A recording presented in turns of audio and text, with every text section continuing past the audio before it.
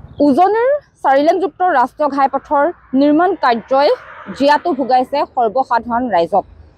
বছৰৰ পাছত বছৰ পাৰ হৈছে, এটাৰ পাছত আনটো ঠিকাদাৰী প্ৰতিষ্ঠান সলনি হৈছে, কিন্তু আজিলৈকে সম্পূৰ্ণ নহ'ল যোৰহাটৰ অজন্তা বাইপাছৰ পৰা জাজিলৈকে পথছোৱা। এই পথছোৱাত NSIDCLৰ অধীনত নিৰ্মাণ কাৰ্য হৈ থকাৰ সময়তেই কেইবাজনো লোকে প্ৰাণ হেৰুৱালে। কিন্তু তাৰ পাছতো NSIDCLৰ অধীনৰ ঠিকাদাৰী প্ৰতিষ্ঠানৰ নাই কোনো দায়িত্ব জ্ঞান। ফলত কালি নিশা পুনৰ এক ভয়ংকৰ পথ দুৰ্ঘটনা সংঘটিত হ'ল যোৰহাটৰ চিৰতীয়া গাঁৱৰ সমীপত।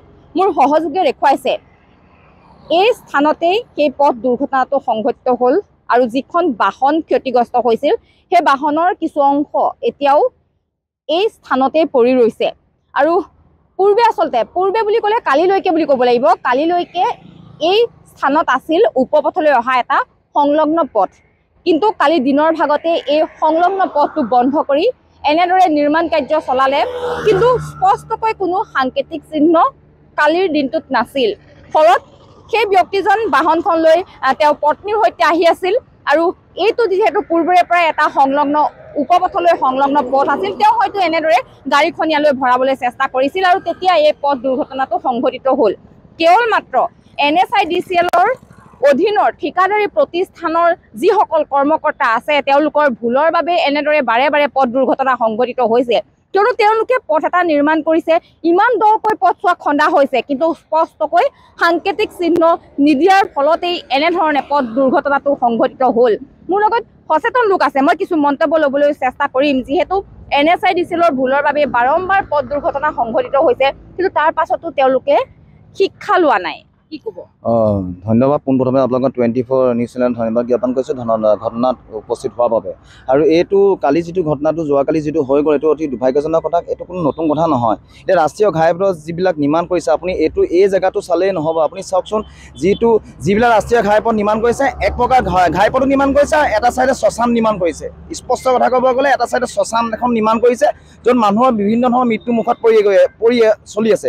আৰু NSIDCLক আমি সকীয়ানি দিছোঁ, তেওঁলোকে সেইটো NSIDCLৰ ঘাইপথৰ কাৰ্যালয় নহয়, এইটো হ'ল মানুহক কেনেকৈ মৃত্যু মুখলৈ ঠেলোঁ, সেই মৃত্যু মুখলৈ ঠেলাহে এটা কাৰ্যালয় তেওঁলোকে নিৰ্মাণ কৰিছে। কাৰণ তেওঁলোকক আমি পুনৰবাৰ সকীয়ানি দিছোঁ যে এইদৰে তেওঁলোকে কোনো সংকেত নোহোৱাকৈ যিকোনো ৰাষ্ট্ৰীয় ঘাইপথ কৰি আছে, এইটো তেওঁলোকে যি ইয়াৰ লগত ঠিকাদাৰ জড়িত আছে আৰু উচ্চপদস্থ বিষয়াসকল জড়িত আছে, তেওঁলোকৰ সকলো সকীয়ানি দিছোঁ। আৰু মাননীয় মুখ্যমন্ত্ৰী ডাঙৰীয়াই কৈ থৈছে, যি ৰাষ্ট্ৰীয় ঘাইপথে হওক বা উপপথে হওক, যিকোনো ৰাস্তা কাম কৰিব গ'লে তাত পহৰাই হওক বা প্ৰটেকশ্যনে হওক বা সংকেতে হওক কিছু দিব লাগিব। যদি তেনেকুৱা কোনো সংকেত বা কোনো প্ৰটেকশ্যন বা পহৰা নাথাকে, তেনে ঠিকাদাৰ আৰু উচ্চপদস্থ বিষয়াসকলক কাৰণে তেওঁলোকে এজাহাৰ দাখিল কৰাৰ কথা মাননীয় মুখ্যমন্ত্ৰীয়ে স্পষ্ট কৰি দিছে। গতিকে এইকেইজন ব্যক্তি, যিকেইজন এই ঘটনাস্থলী যিকেইজন ঠিকাদাৰ আছে, যিকেইজন বিষয়াসকল আছে, তেওঁলোকক উচিত ব্যৱস্থা গ্ৰহণ কৰিব লাগে, যিটো ব্যৱস্থা তেওঁলোকে চিৰজীৱন থাকিব লাগে। আৰু NSIDCLৰ কাৰ্যালয়ৰ বিষয়াসকলক সকীয়ানি দিছোঁ, তেওঁলোকে যাতে প্ৰত্যেক ৰাস্তাৰ কাম কাজৰ ক্ষেত্ৰত কোনো যাতে মইন মতালি বা তেওঁলোকৰ নিজৰ মতে নহ'ব, এচিত বহি থাকিলে নহ'ব, স্পষ্ট কথা। আৰু যদি এনেকুৱা দুৰ্ঘটনা হৈ থাকে, আমি ইয়াৰ স্থায়ী বাসিন্দাই ইয়াত বৃহৎ আন্দোলন ল'ম, য'ত ধৰিব নোৱাৰিব NSIDCLে কঁপনি যাব যে ক'ত আমি কি কৰিলোঁ ভুল। এয়াই মই ক'লোঁ। আপোনাক ধন্যবাদ। এই চেনেলটো আপুনি অসমৰ যোৰহাটৰ বিভিন্ন জিলাবিলাকক আপোনালোকে এইটো বিয়পাই দিয়ক, যাতে তেওঁলোকে সকীয়ানি দিয়ক, যাতে এনেদৰে কাম নচলে তেওঁলোকৰ এচিত বহি পেলাই। স্পষ্ট কথা। আপুনি যিহেতু স্থানীয় বাসিন্দা, আপুনি দেখি আছে মুখৰ আগতে কেইবাটাও সৰু বৰ পথ দুৰ্ঘটনা সংঘটিত হৈছে, কি ক'ব প্ৰত্যক্ষদৰ্শী হিচাপে? প্ৰকৃততে ক'বলৈ গ'লে পশ্চিম যোৰহাট অঞ্চলত NSIDCLে যি কাম কৰি আছে বা যি ঠিকাদাৰী সংস্থাই 4 লেনযুক্ত 4 লেনৰ কাম কৰি আছে, আমি বহুদিনৰ পৰা লক্ষ্য কৰি আছোঁ। তেওঁলোকে কোনো ধৰণৰ প্ৰটেকশ্যন বা সাংকেতিক চিহ্ন নিদিয়াকৈ ঘপককৈ কামবিলাক কৰি থাকে। আৰু ইতিমধ্যে এনেকুৱা ধৰণৰ বহুদিনৰ পৰা আমাৰ অজন্তা হল বাইপাছৰ ওচৰতে বহুত মানুহ মৃত্যুমুখত পৰিছে। আৰু পশ্চিম যোৰহাট অঞ্চলটোৰ যি 4 লেনৰ কাম চলি আছে, এই কামত তেওঁলোকে শ্মশানত পৰিণত কৰিছে, মৃত্যু ফান্দত পৰিণত কৰিছে। কোনো সাংকেতিক চিহ্ন নোহোৱাকৈ তেওঁলোকে যোৱাকালি ক্ষিপ্ৰতাৰে কামটো কৰিছে। তাৰ যিটো কাৰণে এনে এটা গাড়ী অহা যোৱা কৰি থকা এটা অঞ্চলত বা 4 লেনটোত তেওঁলোকে অতি ক্ষিপ্ৰতাৰে কামটো আৰম্ভ কৰাৰ কাৰণে, সাংকেতিক চিহ্ন ব্যৱহাৰ নকৰাকৈ কামটো কৰাৰ কাৰণে ইয়াত কালি এনেকৈ এটা দুৰ্ঘটনা হয়, সেইটো তেওঁলোকে ইতিমধ্যে বন্ধ কৰি দিছে। আপোনালোকে দেখক এই উপপথটো কিমান দীঘলীয়া কৰি ৰাখিছে। ইয়াৰ পৰা ধাপ কটালৈকে এইটো যথেষ্ট অসুবিধা হয়। ৰিচাৰ্জৰ ওচৰত যদিও আছে এইটোত অসুবিধা হয় আৰু তেওঁলোকে কোনো সাংকেতিক চিহ্ন ইয়াত ব্যৱহাৰ নকৰে, যিহেতু সেইকাৰণে পশ্চিম যোৰহাট অঞ্চলত এই মৰণ ফাণ্ডত তেওঁলোকে পৰিণত কৰিছে। আৰু যদি এনেকুৱা ধৰণৰ তেওঁলোকে কৰ্ম কৰি থাকে, আমি কিন্তু দল সংগঠনবিলাক বহি নাথাকিম, তীব্ৰ আন্দোলন গঢ়ি তুলিম আৰু দৰকাৰ হ'লে আমি উপ কৰ্তৃপক্ষলৈ যাম। আৰু আমি মুখ্যমন্ত্ৰী ডাঙৰীয়াক ইয়াৰ পৰাই আমি আজি এই আপোনালোকৰ ND24 এই চেনেলটোৰ পৰা আমি অনুৰোধ জনাইছোঁ যে এনেকুৱা কথাবিলাক তেওঁ দৃষ্টিগোচৰ কৰি ক্ষিপ্ৰতাৰে সিদ্ধান্ত লগাই আৰু 4 লেন কৰ্তৃপক্ষক নাকি লগাবৰ কাৰণে আমি আজি এই অঞ্চলৰ পৰা অনুৰোধ জনাইছোঁ। ৰাজ্যৰ মুখ্যমন্ত্ৰীগৰাকীয়ে কৈছিল যে এই বৰ্ষৰ ডিচেম্বৰ মাহত সম্পূৰ্ণ হ'ব উজনিৰ ৰাষ্ট্ৰীয় ঘাইপথ, আশা কৰেনে? সেইটোতো সম্ভৱ নহয়, এই বছৰত কৰিব বুলি আমি ভবা নাই।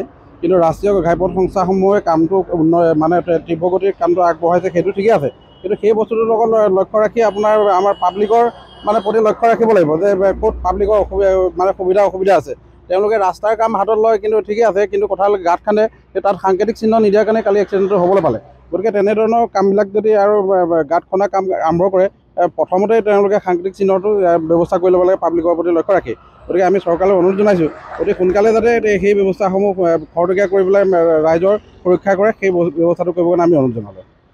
হয়, ৰাজ্যৰ মুখ্যমন্ত্ৰীগৰাকীয়ে উজনিৰ ৰাইজক আশ্বাস দিছিল যে 2024 বৰ্ষৰ 31 ডিচেম্বৰৰ পূৰ্বেই এই পথছোৱা সম্পূৰ্ণ হ'ব।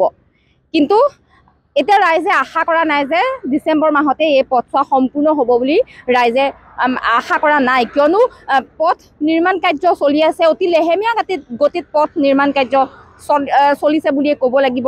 আৰু NSIDCLৰ অধীনৰ ঠিকাদাৰী প্ৰতিষ্ঠানৰ দায়িত্ব জ্ঞান নথকাৰ বাবেই পথ দুৰ্ঘটনাবোৰ সংঘটিত হৈছে। কালিৰ নিশাও তেনে ঘটনাই সংঘটিত হ'ল। কোনো স্পষ্টকৈ সাংকেতিক চিহ্ন নাছিল এই পথছোৱাত। আৰু যিহেতু মই পূৰ্বেই কৈছোঁ যে এই পথটোৱেদিয়ে এটা উপপথলৈ সংলগ্ন পথ আছিল আৰু এই সংলগ্ন পথটো কালি হঠাৎ বন্ধ কৰি দিয়া হ'ল, কিন্তু কোনো ধৰণৰ ইয়াত সাংকেতিক চিহ্ন নাছিল, ফলত সেই পথ দুৰ্ঘটনাটো সংঘটিত হ'ল। এতিয়া ৰাইজৰ দাবী, যদিহে NSIDCLৰ কৰ্তৃপক্ষই গা নলৰে আৰু ঠিকাদাৰী প্ৰতিষ্ঠানৰ যিসমূহ কৰ্মকৰ্তা আছে তেওঁলোকৰ গা নলৰে, তেনেহ'লে ৰাইজে দল সংগঠনক লগত লৈ এক বৃহৎ প্ৰতিবাদী কাৰ্যসূচী ৰূপায়ণ কৰিম বুলিও হুংকাৰ দিছে।